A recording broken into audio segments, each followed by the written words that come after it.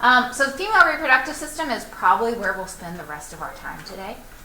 It's a little more complicated, especially with the hormones. So we'll go through the hormones pretty slow when we get there. But we're going to start with the anatomy.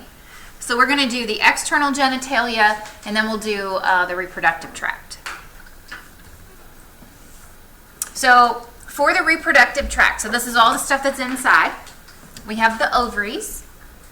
The ovaries are making the gametes, so they're making the eggs. The ovaries are also making reproductive hormones. What are the reproductive hormones in a female? Estrogen. What else? Progesterone. Okay, so think about this. The testes and the eggs are kind of analogous structures. The testes in a man make sperm and male hormones like testosterone. The ovaries in a female make eggs and female hormones like estrogen and progesterone. Okay. Now we also have the fallopian tubes. We can call them uterine tubes or oviducts. It's all the same thing. Okay. I usually call them fallopian tubes. These are what are going to move the egg from the ovaries into the uterus. And actually you have cilia that line the fallopian tubes that actually help to propel that egg down into the uterus. Now, a lot of people don't know this, but fertilization, when the sperm fertilizes the egg, it's always happening in the fallopian tube. By the time the egg gets to the uterus, it's too late at that point. So fertilization has to happen in the fallopian tubes. It's usually in the top part too. It's in the upper third of the fallopian tube. And then that fertilized egg gets transported by the cilia down the fallopian tube and into the uterus. Once it gets into the uterus, it can implant in the uterine lining. And this is where the egg can attach to the lining. We call that the endometrium. And this is what's going to help nourish that developing fetus. The uterus is about the size of a little key lime. It's pretty small.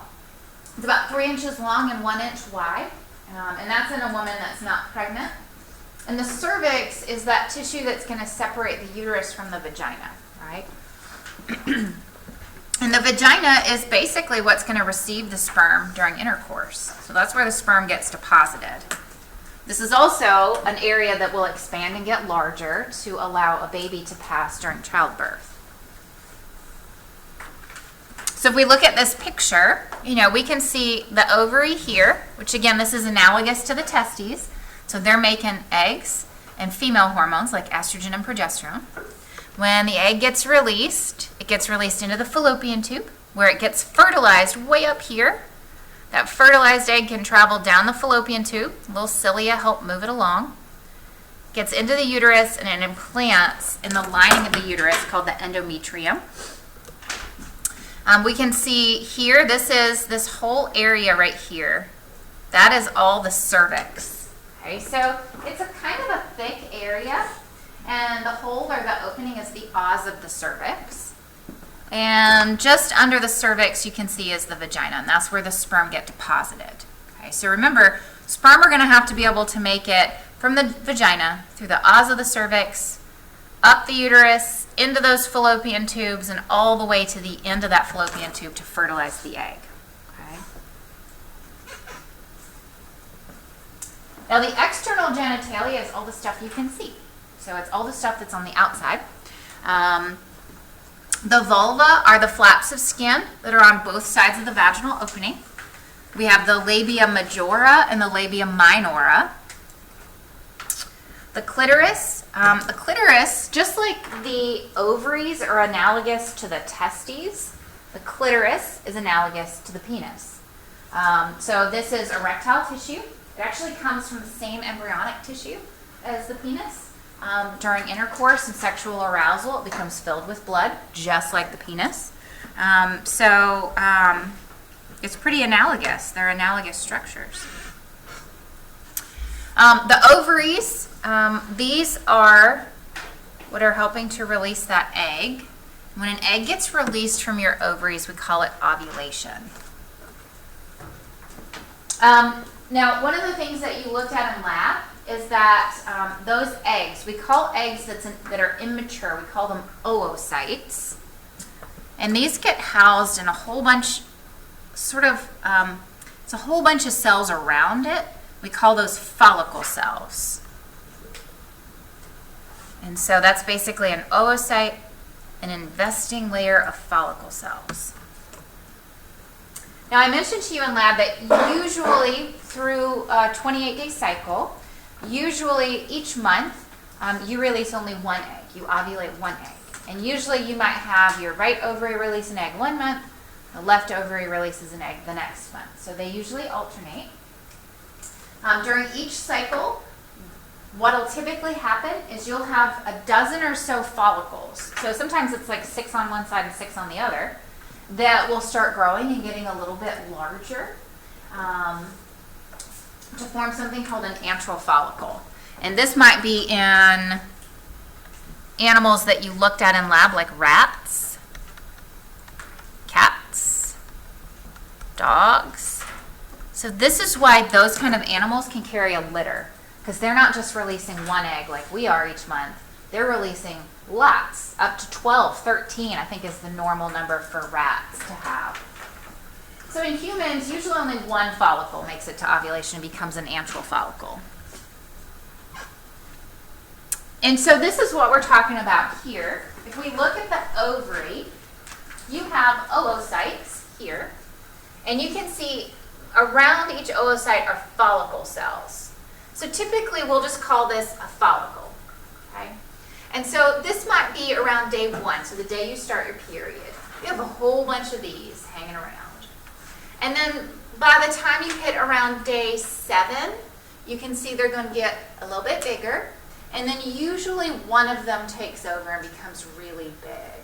So usually by the time you get to about day 12 or so, you have what's called a primary oocyte. You have one that's really big that's going to end up being ovulated. By the time you get to day 14, you can see we call this an antral follicle. And in females, in humans, we have just one of these. But again, notice where we started. When we started our menstrual cycle on day 1, that's the day we start our period, you actually have a whole bunch of follicle cells that are ready to go. But in the next 2 weeks, some of them get bigger, but then one takes over. And it's usually one, it's going to be on one side or the other, that'll take over and get really big. Once one starts taking over, the rest die back down. They get smaller again, okay? So one will get big. It has a lot of fluid in here. If they were to do an ultrasound and look at your ovaries on day 14, that's the day you should ovulate. Usually what they would see if they ultrasound your ovaries is on one ovary, they'll see a big black dot. That big black dot would be this antral follicle. Usually on an ultrasound, black is fluid. So you can see all this fluid in here. And on day 14, that one egg gets ovulated. It like bursts out of the ovary. This can be painful for some women. Does anybody have ovulation pain?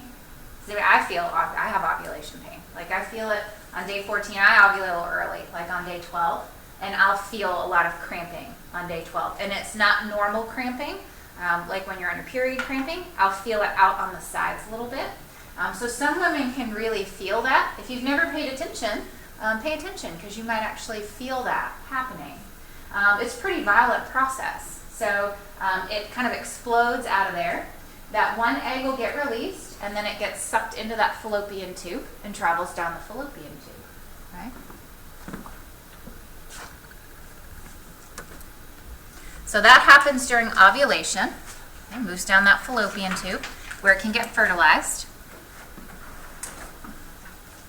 But remember the egg, if we go back and look at this egg, so this oocyte, this egg, had a whole bunch of follicle cells around it. So once that egg gets released, these follicle cells collapse and turn into this structure right here. This is called a corpus luteum. The corpus luteum, its job is to make progesterone. It says here it releases estrogen and progesterone, and it does. It releases both, but I'm going to focus on the progesterone part. Because the job of progesterone is to maintain the uterine lining.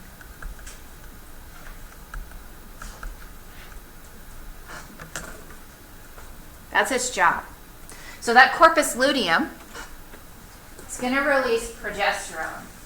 This is going to be as soon as you ovulate.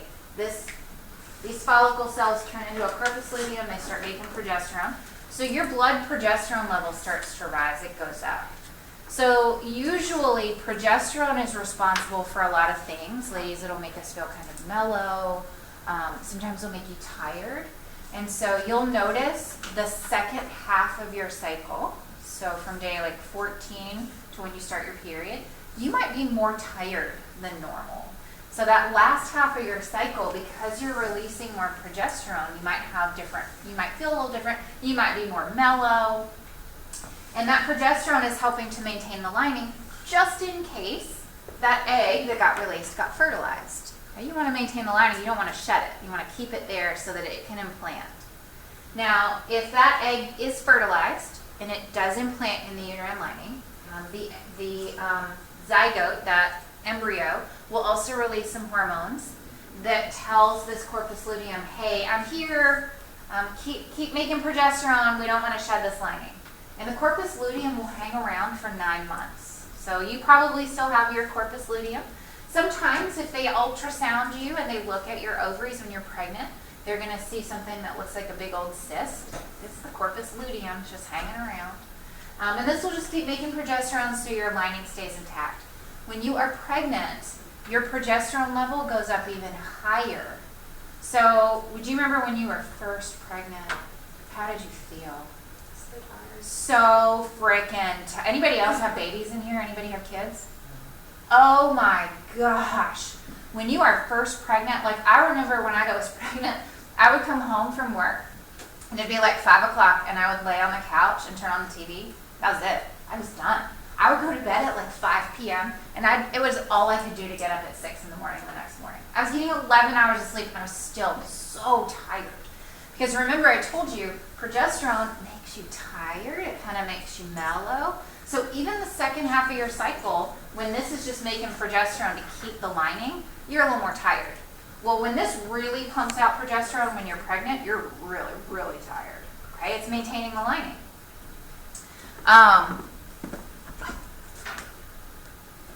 Oops, I didn't mean to go back that way.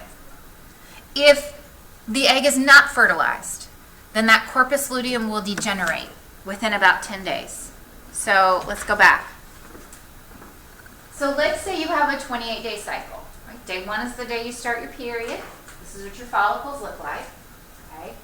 The follicles will grow and get bigger. One gets really big and becomes an antral follicle. And on a typical 28-day cycle, it will get released or you will ovulate on day 14.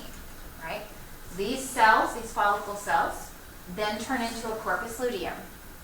When this egg is released, you have somewhere between 12 and 24 hours for it to be fertilized. That's it. That's it. The window's real short. So if it gets fertilized, this corpus luteum hangs around. If it's not fertilized, then this corpus luteum will degenerate. As it degenerates, what happens to your progesterone level? It's going to tank. And what's the role of progesterone again? It maintains the uterine lining. So if your progesterone falls, what's going to happen to your uterine lining? You're going to shed it and you're going to have a period. Okay? So in the absence of fertilization, the corpus luteum degenerates, progesterone falls, and you shed your lining. So we did fertility treatments, and I had several miscarriages, and one of the reasons why I was having miscarriages is my progesterone level was never high enough. And so even if I was pregnant, if my progesterone level was too low, my body would shed the lining. So you'd have a miscarriage. So when I got pregnant with my son, the second we did a blood test and found out I was pregnant, I had to take progesterone support. So I had to do suppositories. I had to put them in my vagina so that I could maintain a higher progesterone level and not shed my lining and not have a miscarriage. So progesterone is very important for pregnancy.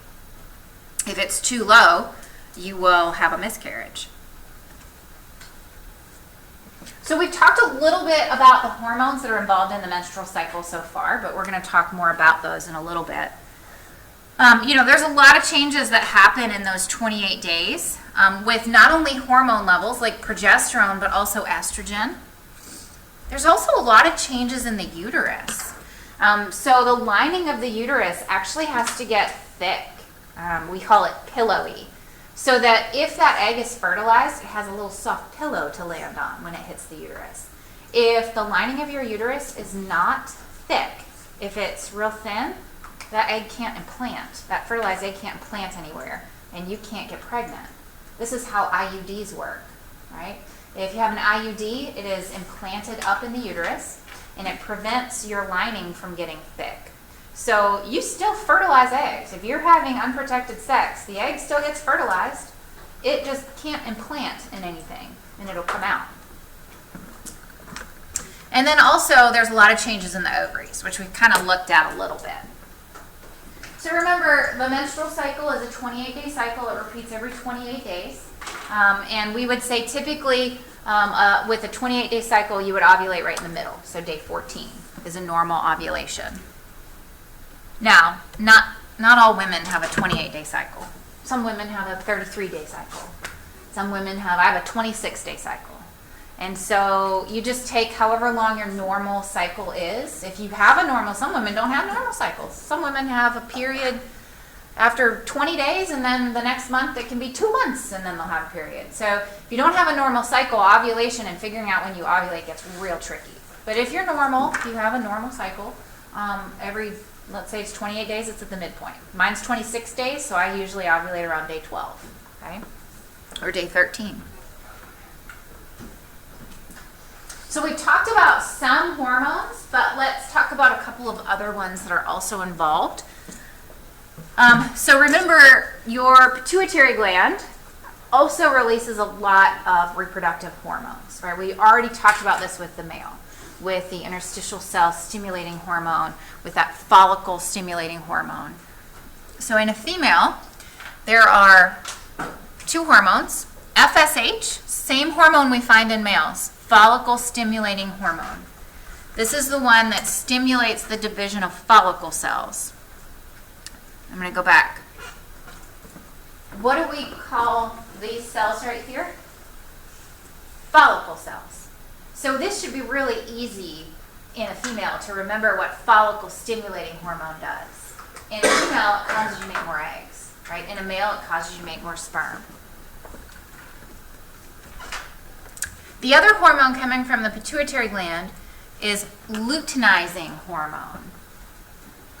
Luteinizing hormone causes estrogen production to go up during the first half of your cycle. Estrogen causes you to also make more follicles. So estrogen. You might notice, ladies, like in the first half of your cycle, this is going to be a weird one, but I notice when you put on makeup, I'll notice in the first half of my cycle that my eyelashes are a little bit longer. I know that sounds weird, but when I'm putting on my mascara, if it is between days 1 and 13, usually my eyelashes are a little longer because I have extra estrogen. And then usually in the last half, they seem a little bit shorter, a little bit skimpier, because your estrogen levels drop in that last half. So we know estrogen helps to stimulate the division of producing eggs, but it does other things as well. It causes your breast tissue to get larger. It also stimulates sexual arousal. So you might be more interested in having intercourse during the first half of your cycle than you are in the last half of your cycle. That has to do with hormones. Has to do with estrogen. So estrogen levels will they start out a little low, but from at day 1 when you're on your period, you're probably not interested in having sex with anybody when you're on your period. And then slowly your estrogen levels will start to come up, and they usually will peak around the time you ovulate. Again, that makes sense. So now you have this hormonal influence that's telling your body, ooh, he looks good tonight. I am ready. And there's a reason for that. It's because it's hormone influenced. Okay. So it triggers this positive feedback mechanism. Estrogen levels will rise during that first half of your cycle. Now this is a new term I haven't used yet, but we say that the first half of your cycle is called the follicular phase. That one makes sense to me. The reason we call that the follicular phase is because in the first half of your cycle, you're making follicles. Okay? And as your estrogen levels go up, eventually around day 14, estrogen levels peak. And that's going to cause you to release a huge amount of follicle-stimulating hormone and luteinizing hormone. And these two hormones, when you get this surge of those, that triggers ovulation. So this is how your body knows it's time to release that egg. Okay? Estrogen levels slowly climb. When they hit this high, your pituitary gland releases a ton of FSH and LH, and that triggers the egg to get released from your ovaries. Okay? Now the second half of your menstrual cycle, after you've ovulated, we call this the luteal phase. And that one makes sense to me because this is where those follicle cells turn into the corpus luteum, right? So during the luteal phase, you have a corpus luteum.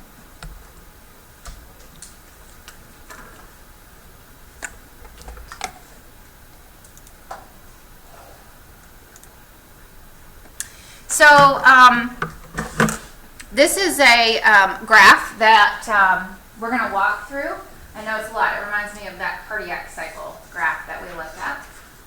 But I told you that throughout the menstrual cycle, there's a lot of changes. Changes in hormones, changes in the uterine lining, and changes happening in the ovaries. So this just shows all of those changes. Okay? We're just going to take one of these graphs at a time.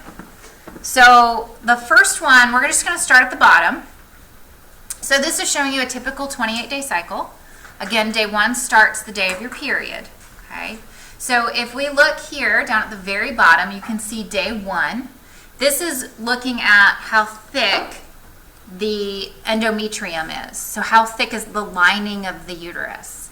Well, on day 1, when you start having a period, when you start bleeding, the lining is actually getting thinner as you bleed. Okay?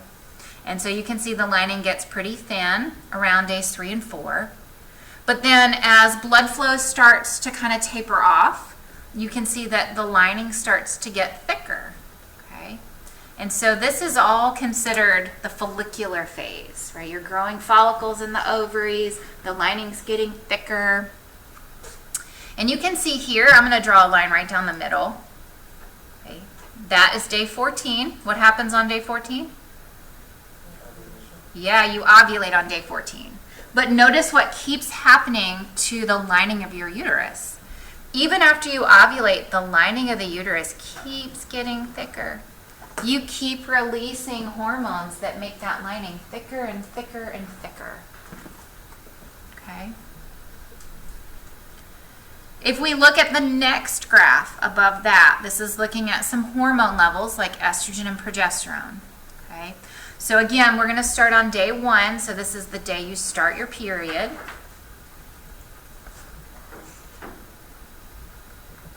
And you can see estrogen is in orange, progesterone is in green.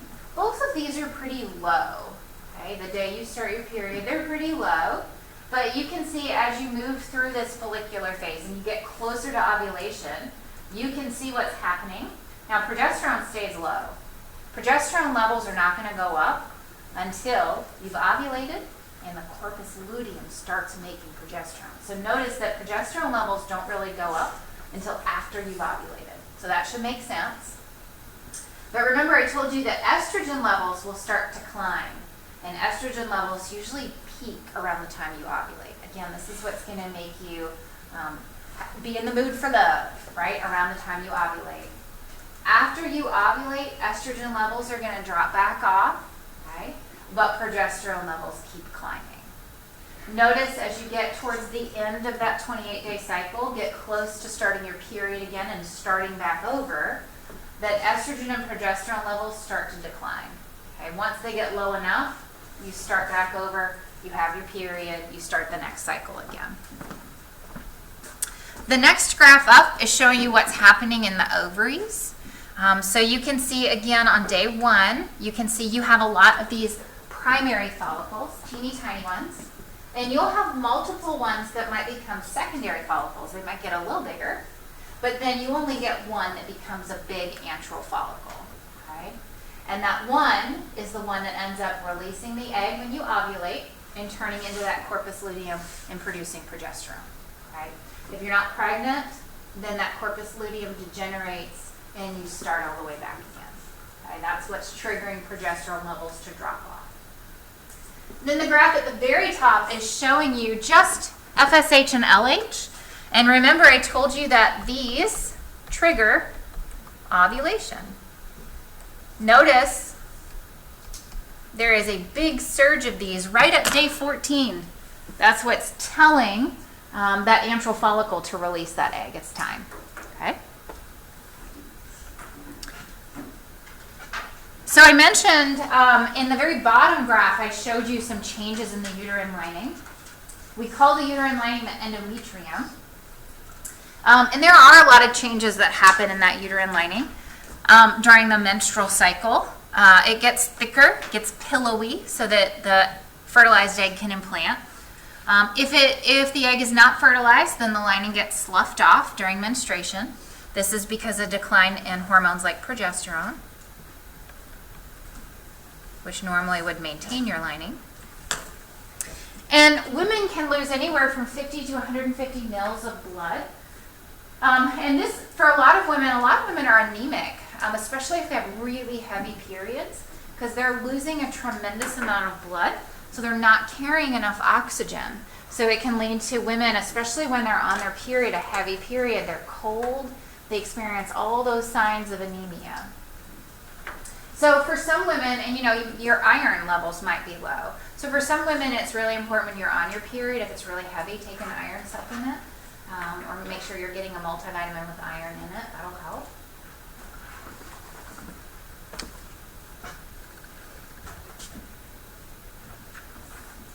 I've mentioned this one. If fertilization does occur, then the egg will implant in that thick lining. And I told you that if the egg is fertilized, that corpus luteum will hang around and keep making progesterone, right? And I told you that the fertilized egg is releasing hormones to tell the corpus luteum, I'm here, you stay around, don't degenerate. So the hormone that fertilized egg releases is called human chorionic gonadotropin. For short, we call it HCG. So this is one that embryo will start releasing, and it will tell that corpus luteum to hang around, keep making progesterone. Now, HCG, again, this is the hormone that's made once the egg is fertilized by the sperm, you get a zygote. That zygote is going to move down the fallopian tube, it's going to divide a bunch, implant in the uterine wall, and start releasing human chorionic gonadotropin in the bloodstream. It cannot release that hormone into the bloodstream until it implants in the uterine wall. Okay? So as soon as it implants in the uterine wall, it'll start producing human chorionic gonadotropin. It usually will implant in the wall about 1 week after ovulation. Okay, so let's think of the our cycle. So we ovulate on day 14. So 1 week later is day 21. It's a whole week before your period. That's usually the time that the fertilized egg is implanting in the uterine lining. Some women during implantation get something called implantation bleeding. It is just when that egg is burrowing into the uterine lining, you might get a little quick surge of blood that comes out, and that's it. Never happens again, just that one time. But that is a normal thing that will happen, that implantation bleeding. It'll start making this human chorionic gonadotropin, and it can be found in your bloodstream on usually on day 21 or day 22. So if they do a blood test, they can find very low levels of HCG if you're pregnant, okay, on day 21.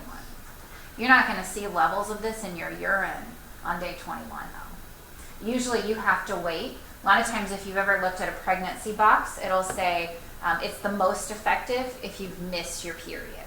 So some of them will tell you like, can be taken 3 days before a missed period. And yeah, you can, but the thing is levels of HCG have to be high enough for your kidneys to be filtering it out and putting it in the urine. That takes a while. So if you take a pregnancy test and you haven't missed your period yet, maybe you're on day like 23 or 24 of your cycle and it comes back negative, but you're like, I know I'm pregnant. Wait a couple days and try it again, because it might come back positive later. Okay? So usually we'll say HCG can be found in the urine about 10 days after fertilization.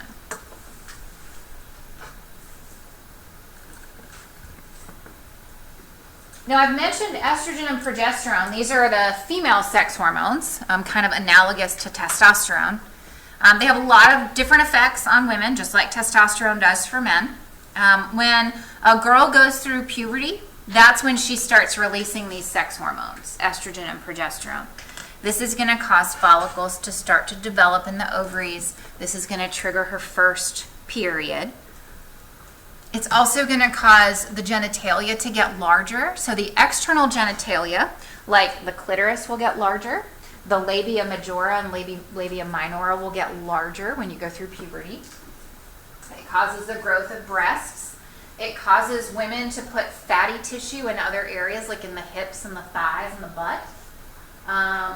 It causes all of the internal reproductive organs to also grow. So the uterus gets bigger, the fallopian tubes get bigger, the vagina gets bigger. It also causes rapid bone growth. So most girls hit puberty before boys. So they start releasing estrogen a little earlier than boys start releasing testosterone. And estrogen causes big growth spurts. So this is why if you go into a classroom of like 5th grade girls or a 5th grade classroom, all the girls are going to be taller than all the boys because they've already started releasing estrogen. They've hit some growth spurts. And then usually if you walk into a classroom of freshmen in high school, now all the boys are bigger than the girls because boys, it takes them a little longer to go through puberty. Most girls reach adult height by the time they're 15 or 17. I'm 5'6", and I think I was 5'6" by the time I was 15. We can't talk about period without talking about PMS. It is a real thing. Your book says it's a condition that afflicts many women, like 4 out of 10. I would say it probably afflicts 10 out of 10 women. I don't know anybody that's not afflicted with some type of PMS. The cause isn't exactly known. Obviously, it has a lot to do with changing and fluctuating hormone levels. The treatment, well, let me tell you what the symptoms are first. The symptoms of PMS, definitely things like irritability. You get a little snappier at people. Depression, you might get kind of sad. Fatigue, you're tired. You have headaches, bloating, tension, joint pain, breast tenderness. All of these things are part of PMS and are symptoms of PMS. And there are probably more than this. The treatments for this, there isn't anything that you can do. Light exercise helps. Warm baths might help. Eating smaller meals can help. Eating enough fiber. No caffeine can actually be helpful. Caffeine can cause your breast to be more tender, so avoiding caffeine can help. Vitamin B6, but there really is no real treatment.